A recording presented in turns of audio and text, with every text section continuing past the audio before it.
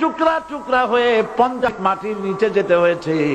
তারপরে ইমারত গঠন হয়েছে, সুন্দর দালান তৈরি হয়েছে। যারা ইসলামী শাসন চান, আল্লাহর দ্বীনকে বিজয়ী দেখতে চান, তাদেরকে অসংখ্য মানুষকে পোড়াইটের মতো জেলখানায় পুড়ে পুড়ে মরতে হবে। অসংখ্য মানুষকে ফাঁসির কাস্টে ঝুলতে হবে, গায়ের রক্ত দিতে হবে, শহীদ হতে হবে। তারপরে ইসলামের ইমারতটা কায়েম হয়ে যাবে। শায়ের কবি কি সুন্দর করে বলছেন, কবি সুন্দর করে বলছেন, ये शहादत गाहे उल्फत में कदम रखना, ये शहादत गाहे उल्फत में कदम रखना, लोग समझते हैं आसान है मुसलमान होना। মানুষেরা মনে করে মুসলমান হওয়া খুব সহজ জিনিস। না, মুসলমান হওয়ার অর্থ হলো শাহাদাতের ঈদগাহে শামিল হয়ে যাওয়া।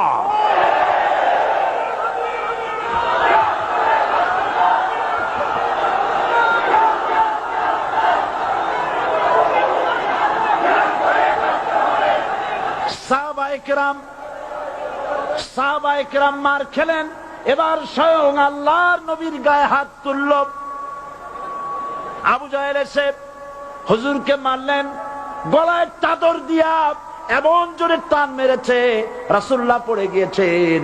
হাদিসে এসেছে হুজুরের চোখ মোবারক ঠিকরে পড়ে যেতেছে, চেহারা মোবারক লাল হয়ে গিয়েছে, জমিনের উপর আছাড় মেরে ফেলেছে। রাসূলের এই অবস্থা দেখে হযরতে হামজা তখনও কাফের ছিলেন, শিকার থেকে এসে তিনি এই দৃশ্য দেখলেন, দাসীর মুখে শুনলেন, ছুটে চলে গেলেন আবু জাহেলের বাড়িতে। যায় বলে, আবু জাহেল রে, তুই মুহাম্মদ সাল্লাল্লাহু আলাইহি ওয়াসাল্লাম মেরেছিস, বল কেন মারলি? এমন ভালো মানুষ তো জীবনে চোখে দেখি নাই, যিনি কোনো মিথ্যা কথা বলেন না, ভালো ভালো কথা বলেন, এক আল্লাহর গোলামি করার জন্য বলেন। এই সব ভালো কথা বলার জন্যই তুই তারে মারলি নাকি? আরে আবু জাহেল, তুই কি মনে করেছিস মুহাম্মদ সাল্লাল্লাহু আলাইহি ওয়াসাল্লাম তার পিতা আব্দুল্লাহ মারা গেছে বলে মুহাম্মদ সাল্লাল্লাহু আলাইহি ওয়াসাল্লাম এতিম হয়ে গেছে মনে করেছিস নাকি? জেনে রাখ, মুহাম্মদ সাল্লাল্লাহু আলাইহি ওয়াসাল্লামের পিতা আব্দুল্লাহ মারা গেছে, কিন্তু চাচা হামজা তো মরে যায় নাই। হাতের ধনুক দিয়া এমন জোরে আঘাত মারলেন, আবু জাহেলের মাথা ফেটে রক্ত ফিনকি দিয়ে বেরিয়ে এলো। হযরতে হামজা ঘরে ফিরে এসে রাসূল করিম সাল্লাল্লাহু আলাইহি ওয়াসাল্লামের মস্তক মোবারক কোলে উঠায় নিলেন আর বললেন, বাবা, তোমাকে মেরেছে বলে আমি আবু জাহেলের মাথাটা ফাটাই দিয়ে আসছি, তুমি খুশি হও। হুজুর বলছেন, চাচা, কার মাথা ফাটাইছো এইটা বলে আমারে খুশি করতে পারবা না। হযরতে হামজা বলেন, তুমি কি হলে খুশি হবে?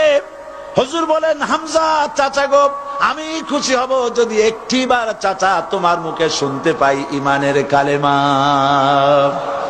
হযরতে হামজা বলেন, মুহাম্মদ সাল্লাল্লাহু আলাইহি ওয়াসাল্লাম, আমি বুঝতে পেরেছি তুমি কোন সাধারণ মানুষ নয়।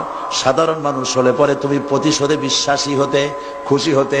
প্রতিশোধে বিশ্বাসী হও নাই, তুমি অবশ্যই আল্লাহর নবী, কোনো সন্দেহ আমার নাই। তুমি সাক্ষী থাকো, আমি পড়ে নিলাম, লা ইলাহা ইল্লাল্লাহু মুহাম্মাদুর রাসূলুল্লাহ।